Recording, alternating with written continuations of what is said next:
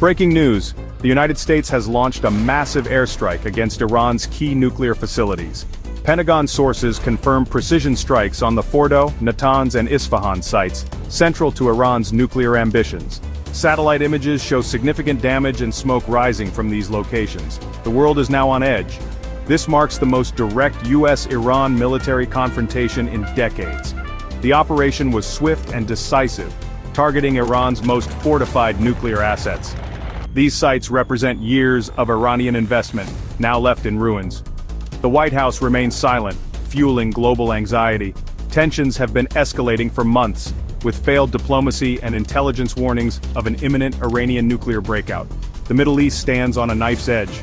The ramifications of this strike will echo for years. The world is watching, uncertain of what comes next. This is a calculated escalation, not an isolated event. The question now: how will Iran respond? The situation is volatile and the stakes could not be higher. The global community braces for the fallout. The story is still unfolding. The operation showcased America's military might. B-2 Spirit stealth bombers flew undetected, striking deep underground targets like Fordow with bunker-busting bombs.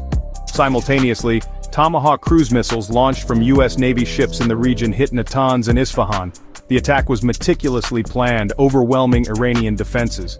The goal: cripple Iran's nuclear infrastructure and send a clear message. Satellite images reveal leveled buildings and smoking craters.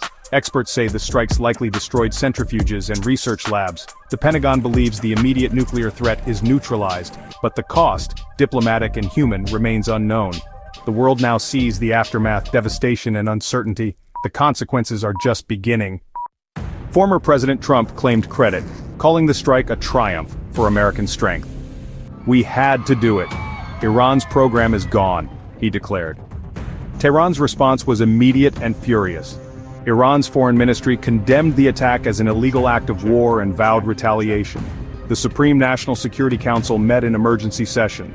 A spokesman promised the US and its allies would regret this criminal act. Iran's vow retaliation at a time and place of its choosing. The US calls the mission a success. Iran calls it an act of war. Both sides are locked in a public standoff with no sign of de-escalation. The rhetoric is heated. The threat's real. The world waits to see how Iran will strike back, and how the US will respond.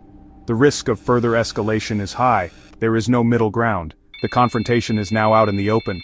The next move could shape the region for years. The aftermath is chaos and fear. Oil prices soar. Airlines reroute flights. Embassies urge evacuation. The UN calls for calm, but solutions seem out of reach. The world braces for Iran's response: direct attack, proxy warfare, or cyber strike. Each option risks spiraling into wider conflict. US allies urge restraint but prepare for fallout. Regional powers like Israel and Saudi Arabia brace for backlash. The Middle East is a tinderbox, one spark away from war. The US strike may have delayed Iran's nuclear ambitions but unleashed new dangers.